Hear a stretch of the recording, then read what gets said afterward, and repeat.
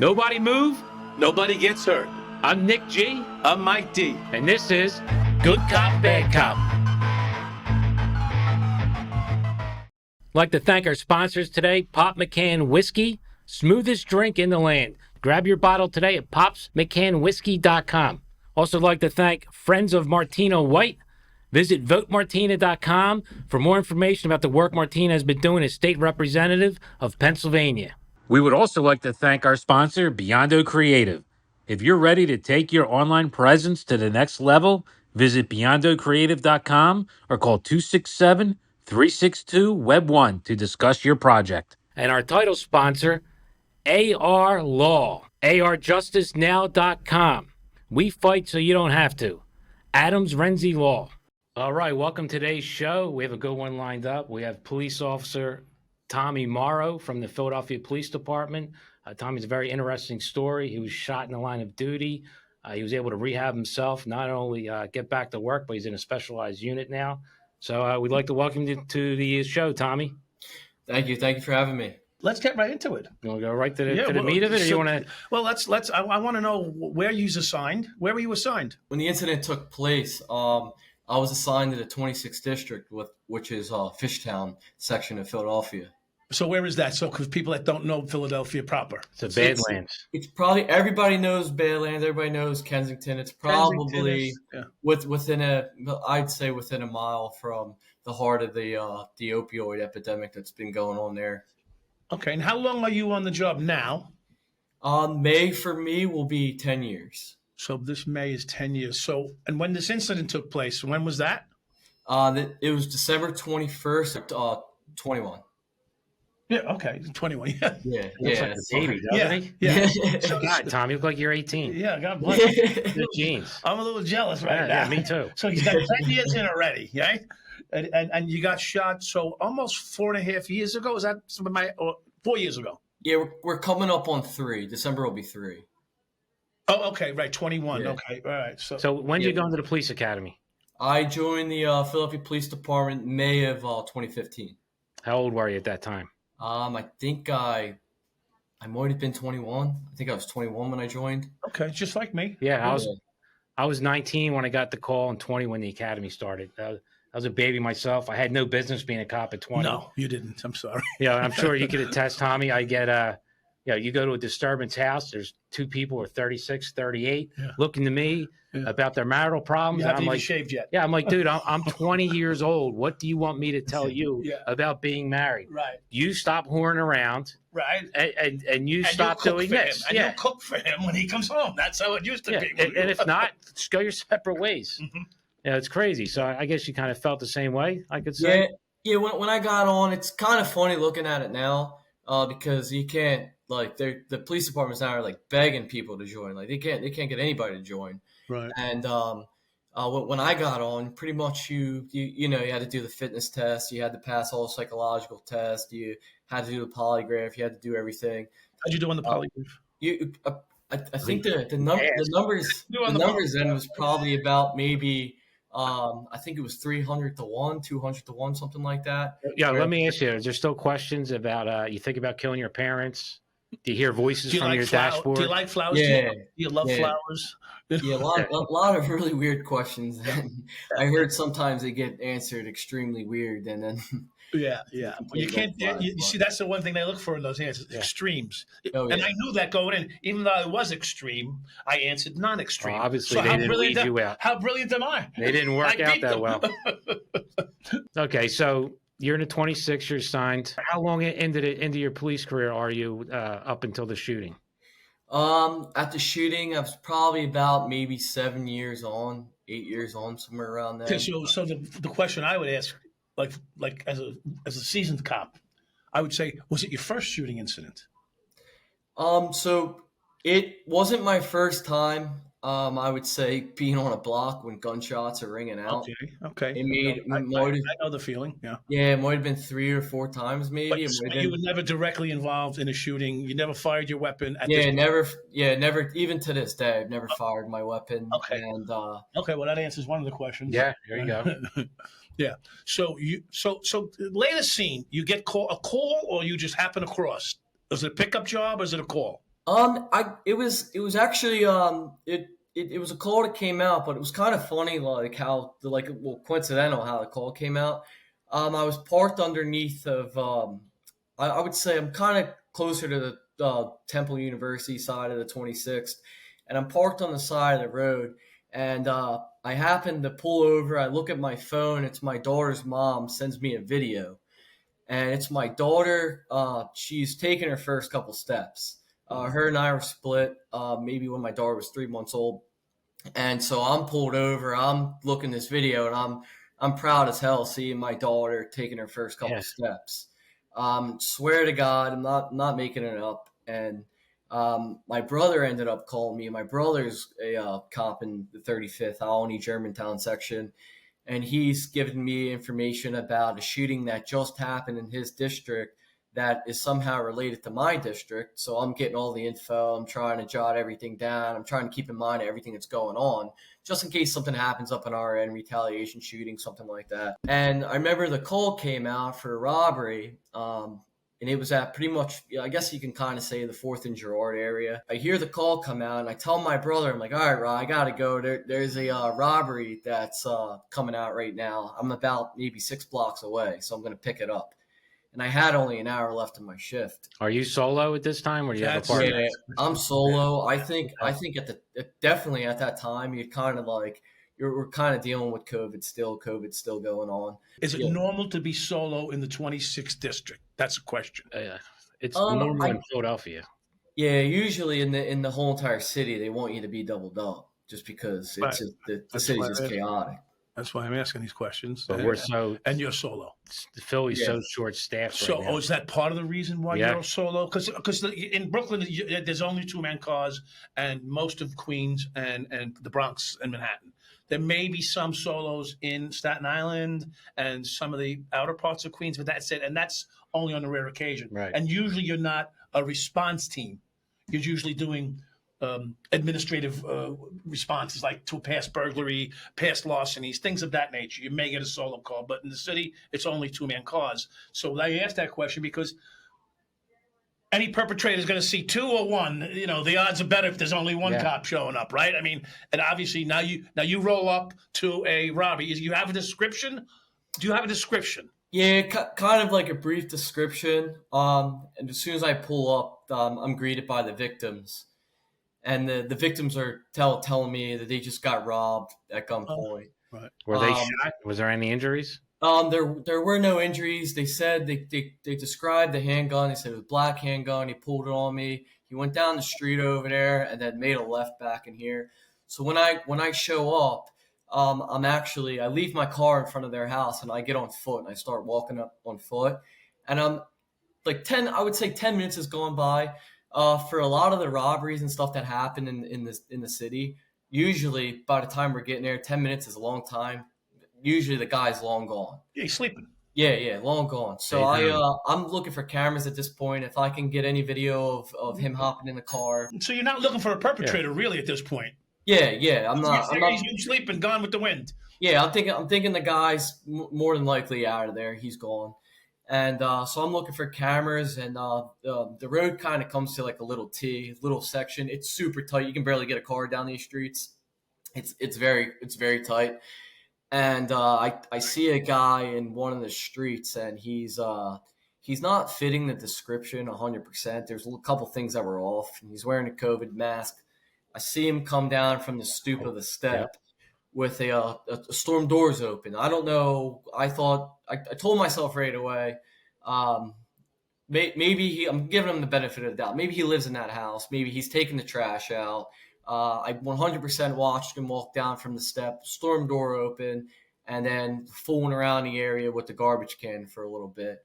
I walk up to him right away. The guy's hostile with me. He's cursing me out. He wants nothing to do with me. But me being a police officer in North Philly, that's not abnormal to me. Like I'm used to people treating me like that. So I'm talking to him, and he's just 100%. I can pick up that he does not want me there at all. His eyes are looking around. He's talking to me, being aggressive with me, and he's looking around as if he's trying to look for an easy way out, somewhere to go. So is your spidey sense tingling at this point? Yeah, I start getting some red flags and everything. It was enough for me to ask for a car, and then a couple more things just weren't making sense. You've been here for a few minutes. Is there any backup, or are you by yourself? Yeah.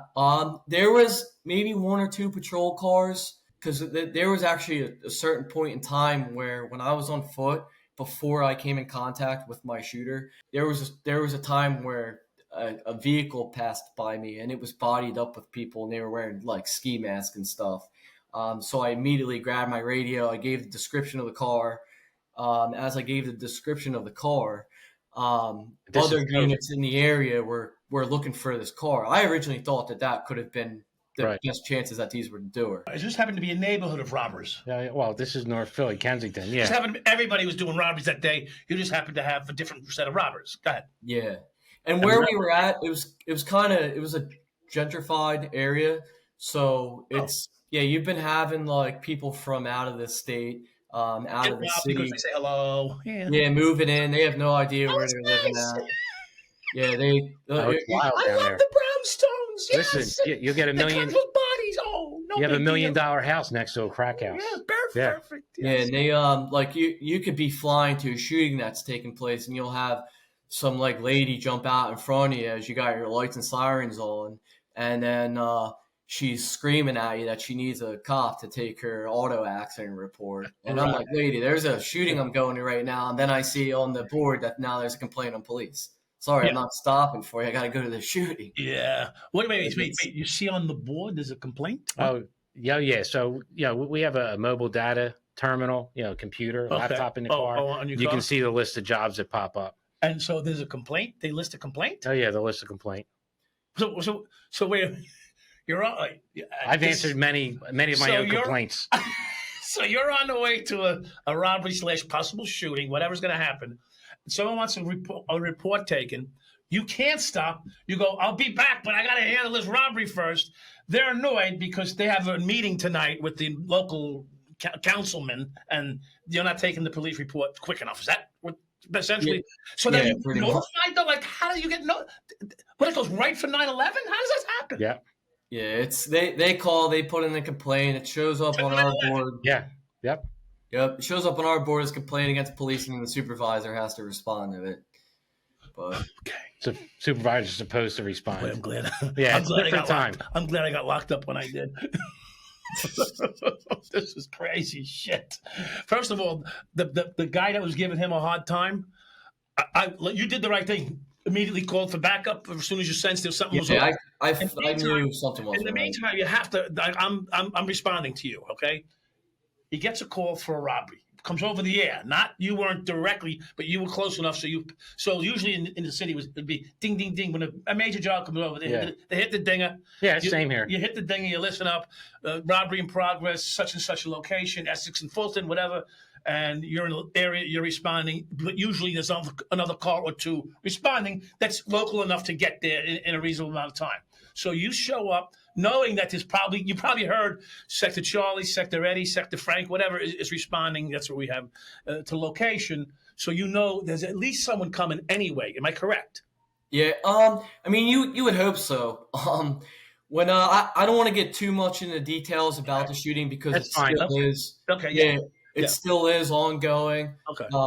I'm still working here and there with whatever the district attorney's office is trying to help me out with. So really? Let's not talk about that radical. He's a criminal himself. That's He's trying to help you. But yeah, for Tommy's, he's not trying to help him. He's probably trying to lock him up. Trying to see a way he can get around helping you. That's what it sounds like to me. But that's so we won't pigeonhole Tommy here. Maybe with the district attorney. He profiled the guy. Yeah. He profiled the guy with a gun in his hands. Yeah. So let me ask you, how many cars are working that night? I'm gonna be completely honest. It was either that night or the night before. I was probably the only person in roll call. Like, it was insane. I remember stepping out of roll call. So I threw like a little attitude. I never throw an attitude for nothing. But if you're standing at roll call, you're the only cop on the street covering all the 26th district, and it's what happens. It's just what happens. Yeah. Yeah, I ended up getting. Don't you just go sick? Yeah, Can't you put in a sick notice for the? I'm sick. Yeah, sorry, Sarge. I'm sick. I'm going home. yeah. I got fed up. I remember there's a door to leave to get out in the parking lot where all the police cars are, and I like kind of like kicked the door through like a little fit, and was like, if anything happens to me, like I'm suing. Like I'm getting so mad, and I went And out the sure enough, door, and Yeah, sure and enough. this is a Sure. problem in Philadelphia. This is what the politicians have created. Is this safety issue not only for the citizens but for our police officers? You shouldn't be answering a robbery call. You're the only car, on the ground handling a report, looking for a suspect. None of this all. makes police sense. No. If you open the patrol guide, there's nothing that has made sense from the beginning of this Zero. this officer's day. You have a patrol guide, sort of, whatever you have. We call it a patrol guide in New York City. We have the directives. Okay, directives. Same thing. Yeah. We go by, we have a patrol guide. This has to happen. All these things that have to happen in order for the day to begin. Like there's 100 things just to start your tour, right? A day like that, when you're the only cop on the street, I mean, you gotta. I don't know what that's like. Yeah, you gotta work with what you got, and that's it. This is citywide, but he's in the 26th district. I was in the 24th, which bordered the 26th. I had Kensington Avenue, Kensington Beach was my beat, and at the time in the early 2000s, 2418 I believe was the only mandatory 2-person car in the entire city. Was the car I worked with my partner. That being said, the 8th district, which is a little bit nicer area of the city, is geographically huge, and the same thing. You have maybe 1 or 2 cops working. It takes to go from one end to the other 25 minutes. Lights and sirens. The safety issue is just out of control. Yeah, the 8th is like completely short right now. You have supervisors answering radio calls. So essentially, he could have, and let's just expand this a little bit. He could have gotten shot, severely injured, and I'm sure the injury was bad enough, but severely injured where he was basically hoping for life-saving measures to take place. Yep. And no one would have been there because there was no one. Yeah. So after my shooting happened, I reviewed the radio tapes. I wanted to go everything. Kept playing everything in the back of my head. Wanted to really see how things turned out after everything calmed down. And I counted just about 5 full minutes from me coming over radio, asking for extra cars. Right. 5 minutes from being shot. Happened a couple minutes before I got shot. And I even hit my emergency button. You can hear the emergency siren going off on police radio. I hit my button even before I even attempted to stop this guy trying to really get some cars there. I'll stop you right there, Tommy. Yeah. So let's set the scene. Again, we don't need to get into the actual case or the shooting because it's a criminal case still ongoing. So you now have just been shot. Yeah. At this second. What's going through your mind? Once when I seen that he pulled a gun on me, I just retreated for a car. The reason why I did that is because the first thing that's going through my mind is, number one, I'm at a very bad disadvantage already from the bat. I don't want to get into politics too much. I mean, but it literally is. He just made a major statement to you. Yeah. You just made a major statement to me. So that's going through your mind. That's the first thing you're thinking about. Am I going to do something physical? Respond to this guy with it? So stop. An officer is confronted with a man with a gun, and rightfully so, looking for cover. That's the first thing you do is look for cover, but also protecting yourself physically with a weapon. So you had to take a judgment call in your mind at that point. Do I want to be the guy on the front page of the newspaper for shooting an armed perpetrator? Is what's really going through your head. Yeah. See, that's not the way to do police work. It's not. It's not the way to do police work. And that's not acceptable. I'm sorry. That's not no, you're 100% right, especially when you do it every day. Your life is on the fucking line. You're risking your life, and now you have to worry about being on the front page of a newspaper and getting indicted. That's not the way to go to work. No, and unfortunately, this is the way it's been for the last 20 years. Thank God I went to prison. I'll tell you right now. I'm so happy I spent 14 years in prison because I'd be in prison for life. It saved me. Yeah. To Tommy's point, this is the early 2000s. I pull up on a situation, person with a gun, suicidal. I get on the block. Every neighbor's out. Everyone's saying he's got a gun. He's standing right there in front of everyone. So go lay down. Hand in his pocket. Go leave. Everybody leave. Big black male, and I'm a white male. Yeah, I've been there. And he's telling me I have a gun in my pocket, and I'm going to kill you and kill myself. And everyone is telling me he's got a gun. And same thing is going through my mind right now. what's going to happen if I shoot this guy? Am I going to go? And this is in the early 2000s. Yeah. The political atmosphere isn't even anywhere near as bad as it is now. So I understand what you went through, and no cop should have to do that. You shouldn't be thinking about that. It should be safety first. Right. And did I hesitate? Yeah, I probably hesitated a little bit. He pulled his hand out of his pocket. It was empty. And it was empty. I didn't take the shot. I was justified. I could How have. did I know it? And if he did have a gun, maybe that hesitation on my end, maybe I would have lost that draw. I don't know. You shouldn't be thinking that way. And that was in 2004, 2003. The political atmosphere today is 100 times worse. So I understand what you're going through. So, okay, you're retreating to the car. Yeah. Did the shot go off? So before I retreated to the car, I remember instantly, like, my instincts kicked in, and I remember thinking, if I start firing at this guy right now, the chances are of us shooting at each other. I played in my head, like, really quick, that we probably both wouldn't make it if we were both within arm's reach of each other, both just freaking firing at each other. So that's how close you are right now. You're within 6 feet. Yeah, it was within arm's reach away when he was facing me, slipped away. Most police shootings take place. 3 to 6 feet is most. Yeah.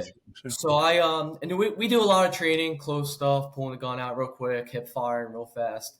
Like I said, politics popped in my mind.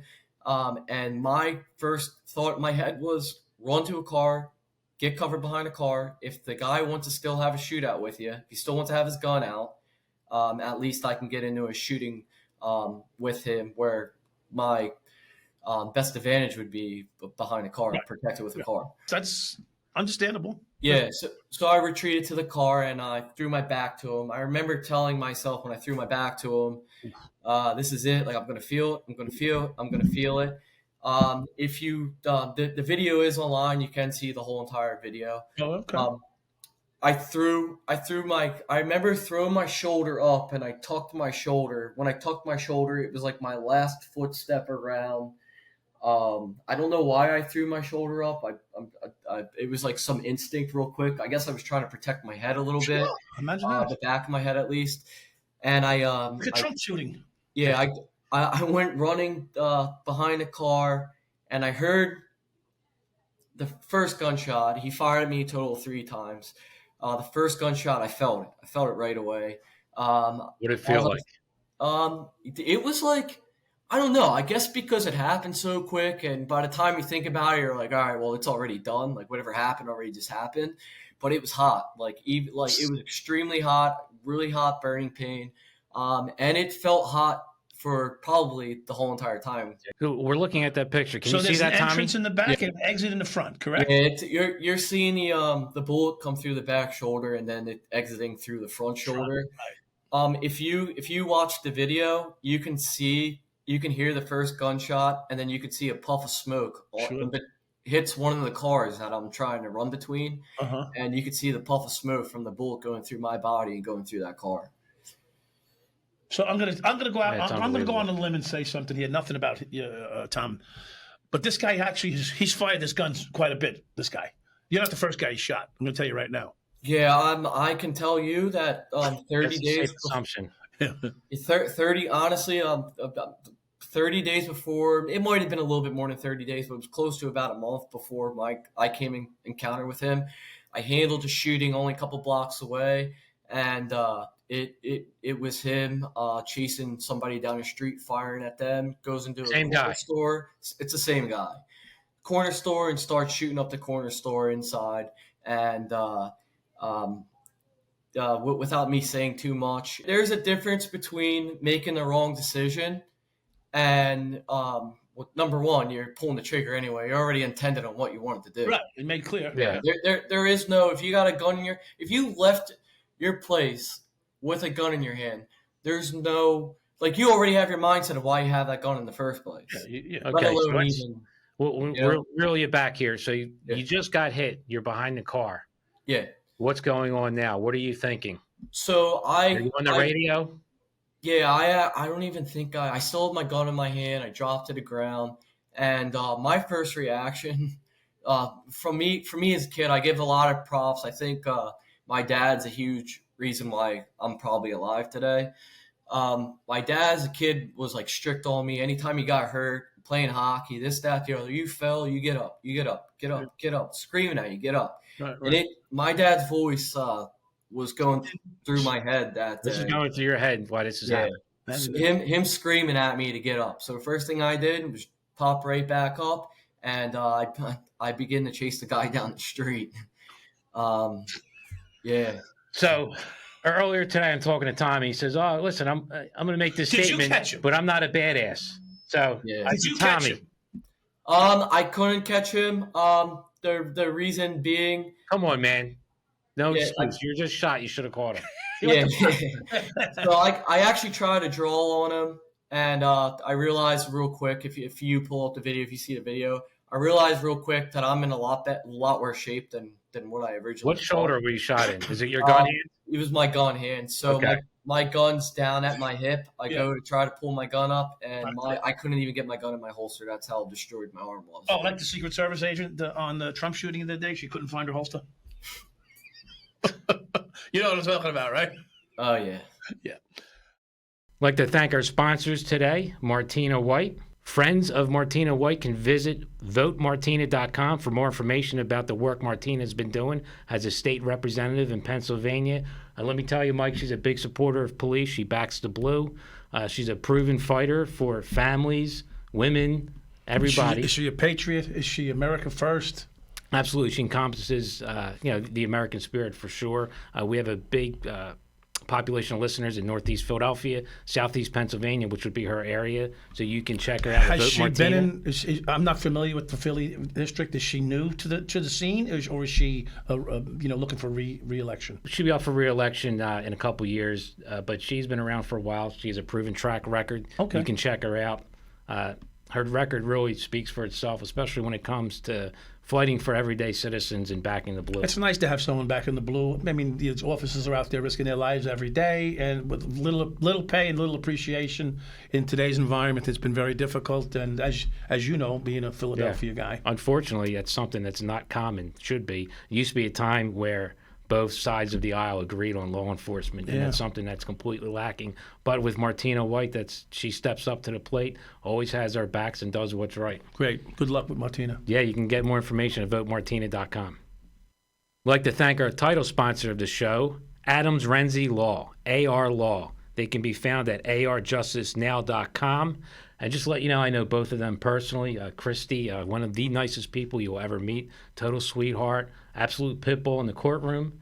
And Nick Renzi, he's a South Philadelphia guy, true and true, neighborhood man. He's for the people. He helps people out down in South Philly, all around Philadelphia. Their offices in South Philly itself? Yes, their office is in right around South Philly, Center City, right on the border. Do they handle there. a lot of criminal cases? They handle everything, absolutely.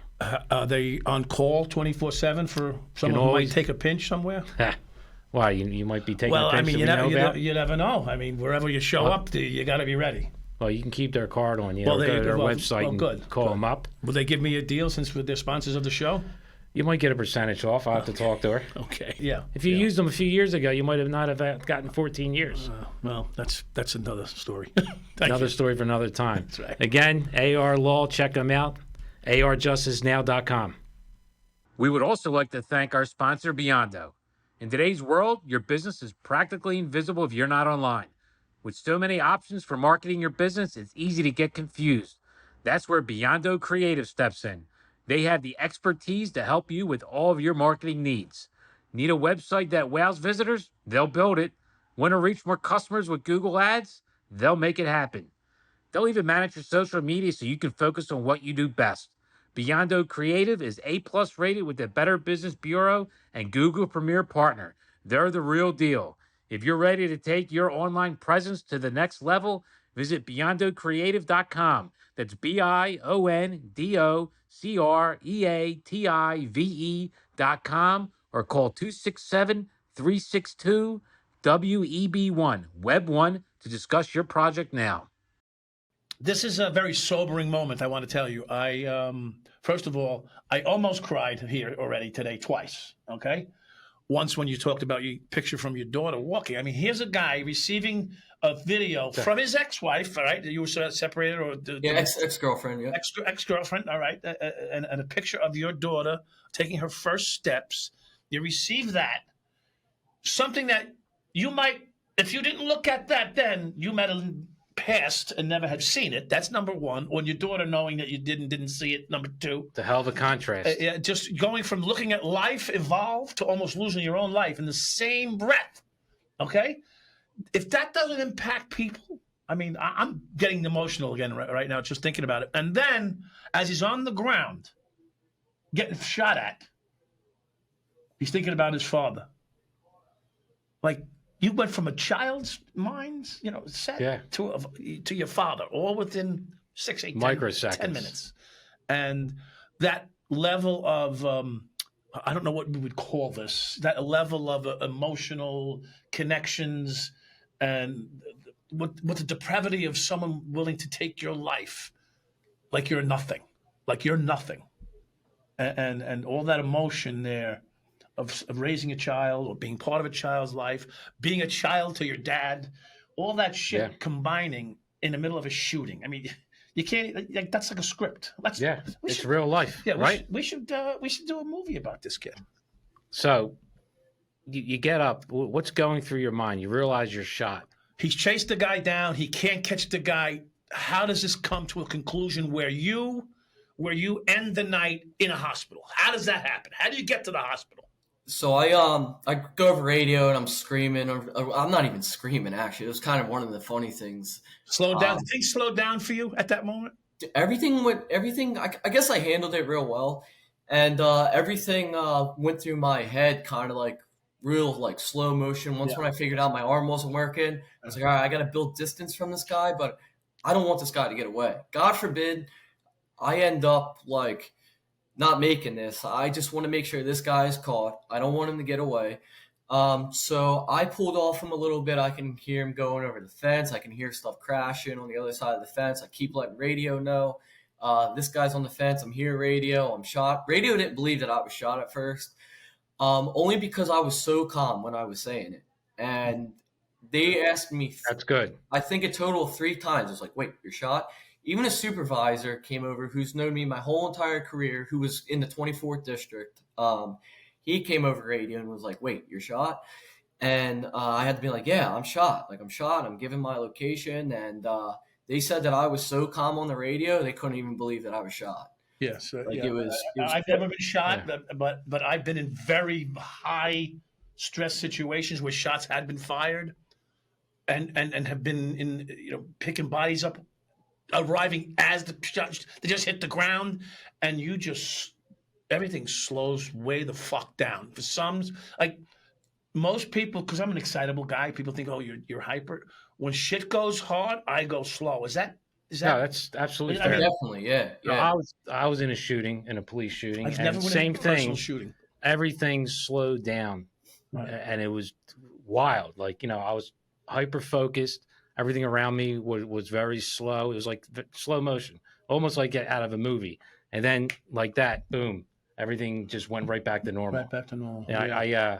I killed a 1990 Toyota Camry. Oh, did you? Yes. DOA. DOA. Yeah. Bad guy had a shotgun, jumped behind the Camry. I mean, I was, moving. It was good shooting, but and thank God I didn't want to hurt anybody. What year was the Camry? 99. 1990 they go Toyota easy. Camry. Yeah, they're easy. And it was in a Dunkin' Donuts parking lot. How cliche is that? Did you smell the gunpowder? I don't. Whatever they call it. I don't remember smelling the gunpowder, but I remember my arm was like, it felt like there was a fire just nonstop burning in my shoulder, and it just wouldn't go away. Like I would have been convinced that there was a flame in there still. So now you go to the hospital. It's just you only get hit once, correct? So you only have one shot hit you. Yeah, he shot at me a total of 3 times. I remember like feeling the first one, and after I heard a couple more gunshots, I didn't know how many. You didn't know if you were hit or not. You didn't know. I didn't know if they were still going through me. Like I didn't know what was going on. Right. So, and of course, you got up and chased him. Yeah, got up, chased him. I'm laughing because that's how a cop would be. Rather than say, let's worry about getting help, he's trying to get the guy still. Right? So, God bless him. Fucking crazy. When you get to the hospital, how do the doctors respond? Are they on it, or are they laxative? Tell me how that was, because I've brought people to the hospital, cops shot dead, essentially, to the hospital, and I was not impressed initially. So go ahead. So I remember when it took me 5 full minutes. I seen from the radio clips the time that I asked for backup to the time I'd seen a stickered police car pull up, and I was in the 26th district when I was working. I was kind of closer to the 6th than the 22nd.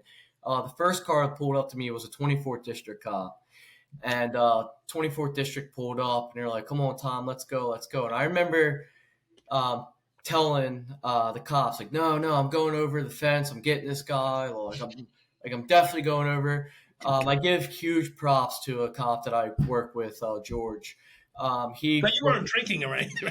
You weren't drunk or high. Just no, man. Because this guy's still trying to chase the guy. I took it personal at this point, and I'm a third generation police officer, so it's all I know. Your dad was a cop too? Yeah, and I have a great uncle who was shot and killed as a Philly police officer. Yeah, When was that? He was killed in like the 30s, 1930s. Wow. Okay. Amazon Boulevard during a purse snatch. I can get into that a little bit later.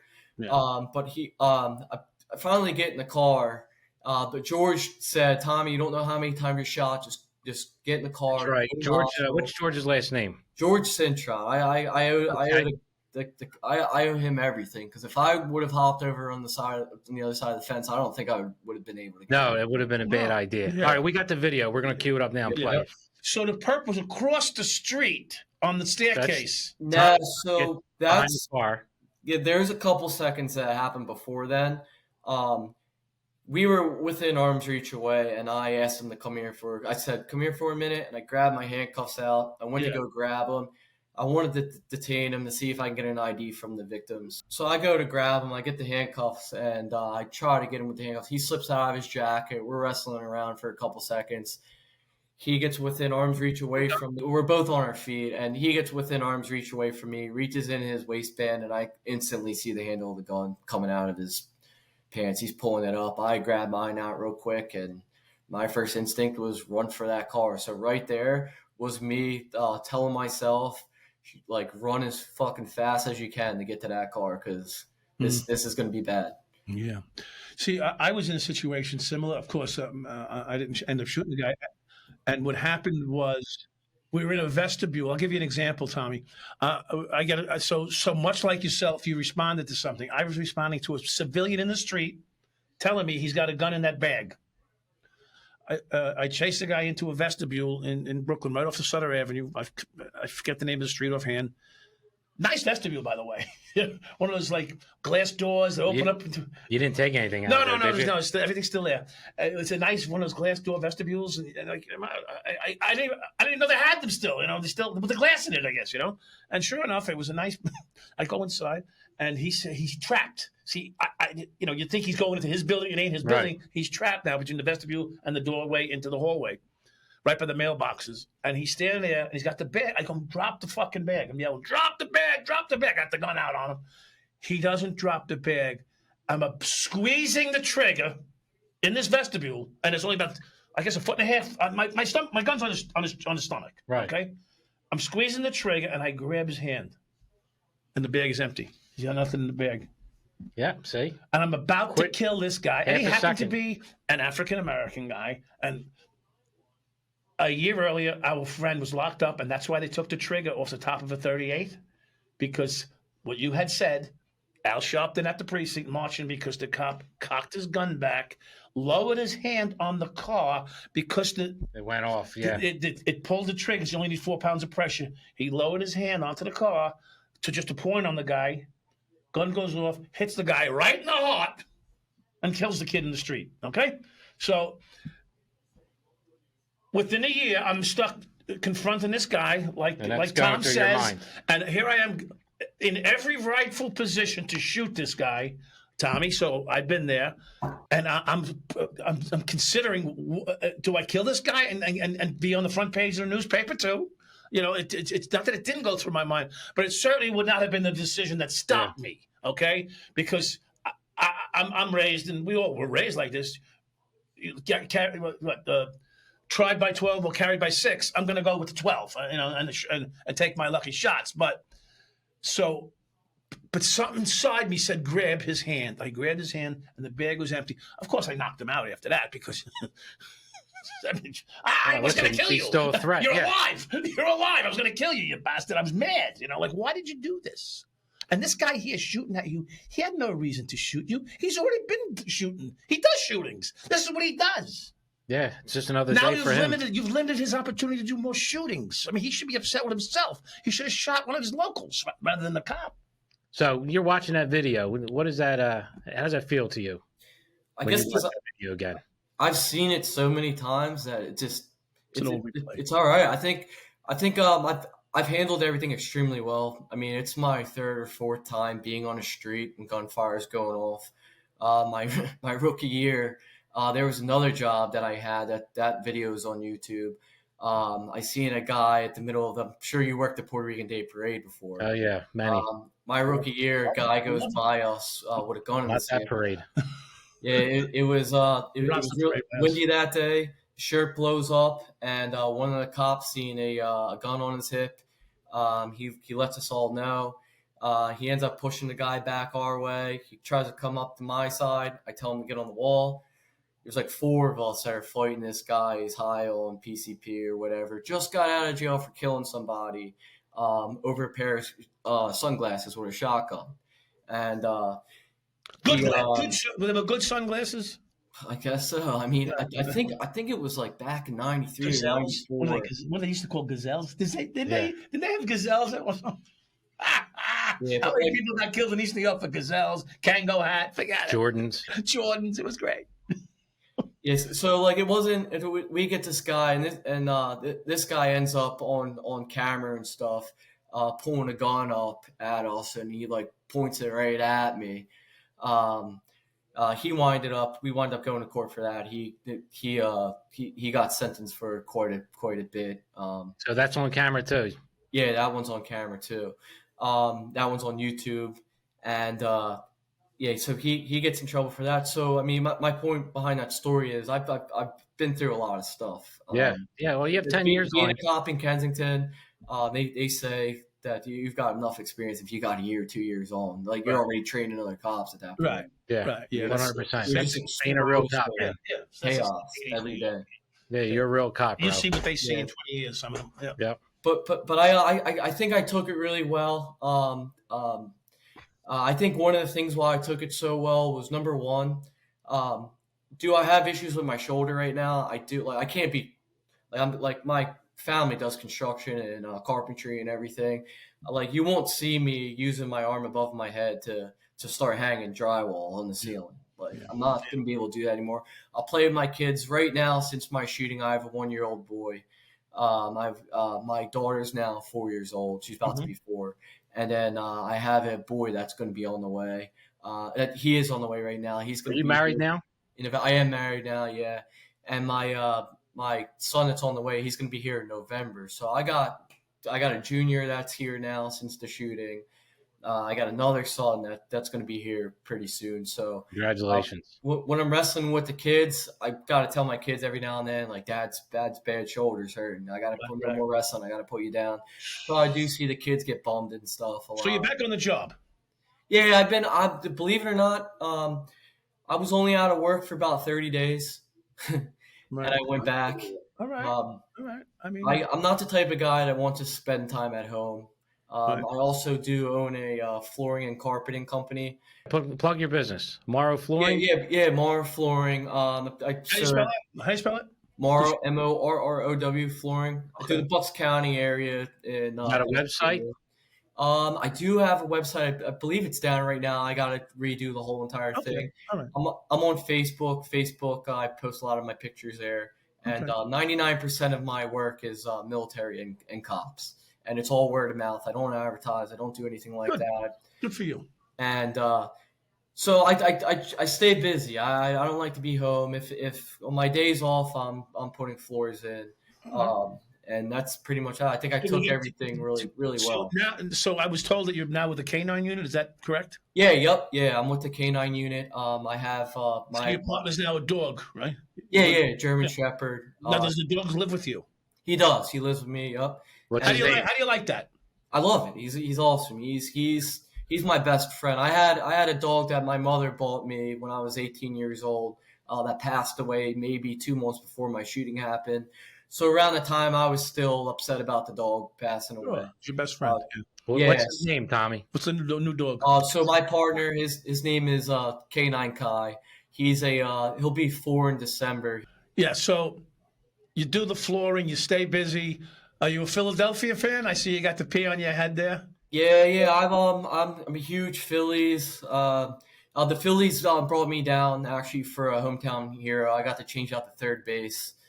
Not taking any credit for anything, but it was when they made the World Series run against the Well, they lost. against the Astros. They lost a little bit, but they weren't doing too well. I replaced the base, and then they went on the stretch for the whole entire year. And they went on a run. Oh, Okay. he went down there and replace another base. I'll give I you- know. I'll give you a quick, and then we got to go shortly, right? We got to cut him. Maybe Yeah. get him back on. Is that possible? Absolutely. Tommy, you want to come back on? Yeah. Yeah. And this has been an amazing conversation. Generally, we have a little more banter and a little more humor, but this is a very serious Yes. topic.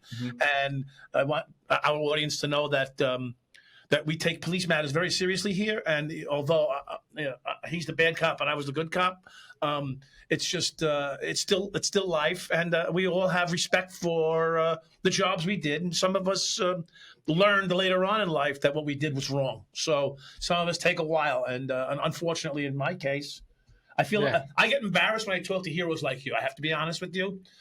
You're a hero. Yep, absolutely. And he's a zero, and I'm less than him. So I mean, so the way I see it is, guys like you bring honor to the trade of being a police officer, to the profession, and I'm humbled by your experience, and it makes me sort of feel chagrined about my choices in life. It's not all about you, Mike. Well, for me, I feel chagrined. Not for you, for me, for you. For you, for me, Tommy. Yeah.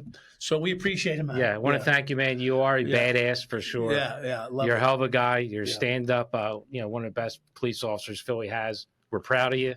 Keep up the good work. And what's your dog's name again? So his name's K9 Kai. Kai. Yeah. Hi. Okay. Yep. Anybody you want to shout out to?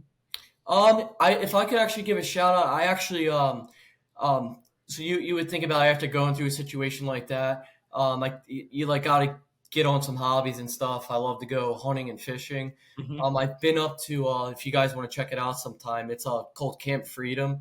It's up in Pennsylvania, upper state PA.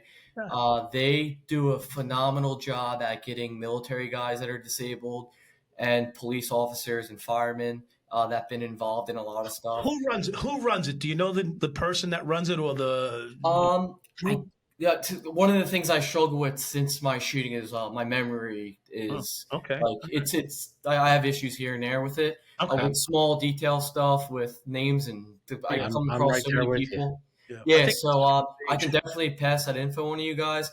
Thank you. Camp Freedom, I definitely would like to give them a shout out. I've heard of Camp Freedom. Yeah, so have I. I've heard of it. That's why I'm just and I'm like yourself. I'm not good with the little details, but we'd like our audience to be able to access those things when we mention them. So, but we'll maybe get the chance to post it up. Yeah, we'll put that in the show notes, and for our audience and our listeners there, please go to Camp Freedom if you can. I know they do take donations. Obviously, you can see what they go towards.